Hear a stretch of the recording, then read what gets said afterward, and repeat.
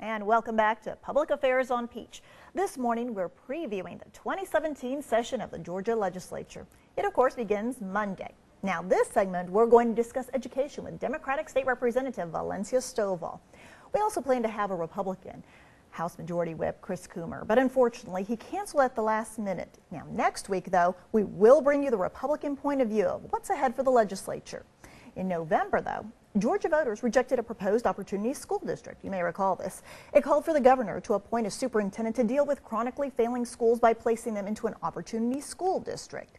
Now, Representative Stovall, do you expect some other proposals to be passed or to be presented to counter the opportunity school district which failed? Yes, I definitely expect some additional legislation to be passed to counteract it, and also to be able to have a more direct focus on with the Opportunity School District. I think with that there was a lot of more information that needed to have gotten out to the public about it, and as a result, because it didn't, there was a lot of mixed feelings with the Opportunity School District. But moving forward, one thing has not changed since that legislation failed, and that is that we still have failing schools in the state of Georgia.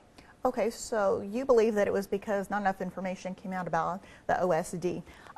Which direction are we going to take this time around? Are we going to go about it in a different means? Talk to us about that little laundry list. Where do you think the focus will be? All right. I think that definitely having a more focused, community-based and more collaborative effort moving forward, making sure everyone is has a seat at the table with this discussion. And that's one of the reasons with my second annual Educate Georgia Summit, which will bring together parents, educators, teachers, well, teachers are educators, parents, business leaders, community leaders, to have a discussion into what the future of Georgia should be. And at the summit, it will have an opportunity for open discussion about that. And I think that's one of the first steps, is being able to hear across the entire state of Georgia as far as what some of the things that needs to happen for education here in Georgia. Now, a lot of people will be interested in this summit. When is that expected to happen? It's going to actually be January the 11th through the 12th, and it'll be at the state capitol during our legislative session. And the website is www.educatega.com. Okay, well, we'll definitely be following that. But of course, we want to now shift to the discussion to classroom bullies. Some people say it has reached epidemic proportions. Now, there's a new plan that's aimed at protecting Georgia school children, which would require schools to explain whatever disciplinary actions they take. Let's have a look. She's the girl in the corner. This is how Sarah Lyons likes to see her 13-year-old daughter, Shannon, dancing, doing what she loves, and just happy. But instead, for the past 3 years, Lyons says her child has been upset and angry because of bullying at Garrett Middle School. Kids have been hitting her, kicking her, calling her names. They've called her Satan, witch. Lyons says she and her daughter brought about a dozen incidents to the attention of Shannon's teachers and school administrators. One of the times I went to the principal and I said, you know, I've been reporting these, and she goes, we've never spoke before. And I said, yes, we have. And I sent her every email that we have, and she goes, oh, I'm sorry, we have spoken before. And this is why Lyons hopes a proposed state anti-bullying bill will become law, because it would require reporting of bullying or harassment to be standardized across all public or charter schools. So if they're doing and making those reports that they have to make, they can't do that to another parent. It would also require the type of bullying to be reported, whether it's because of race, gender, sexual orientation, or a disability. She especially likes the part that would require schools to report what disciplinary action was taken. These kids aren't going to fall through the cracks. They're not going to be able to sweep it under the rug and pretend that bullying's not happening at their school. A spokeswoman for the school district said it can't comment on school discipline matters, but went on to say this, quote, "The Cobb County School District follows the requirements of Georgia law regarding harassment, bullying, and intimidation. We take all allegations seriously."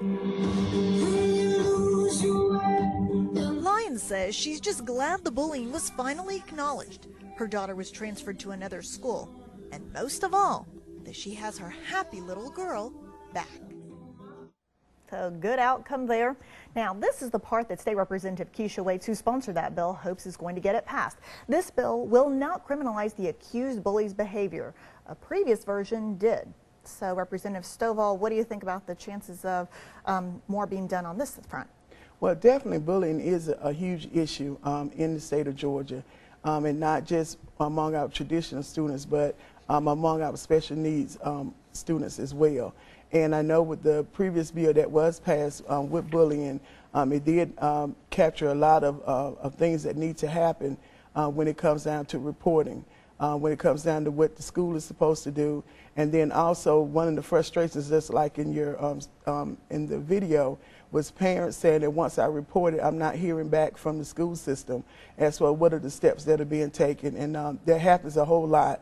And so my hopes and goals is that we do continue to improve upon bullying and actually making sure that there are things in place for our students that end up bullying the students, and then those students who are the victims of bullying, because you have both of them that are incidents or problems that are happening within our school system. So it's definitely a big issue that we definitely cannot turn a blind eye to. And you think that that adjustment, that the accused bully's behavior will not be criminalized, will be the turning point that will get it passed this time? I'm not sure about that part, because there's a lot of other things that go into when you want to, whether you want to criminalize the person that's actually bullying, because you got to have some type of penalty for those students so that they'll know that that behavior is unacceptable. So accountability. Yes. All right, well, stay with us. We'll wrap up our preview of the 2017 legislative session when Public Affairs on Peach returns.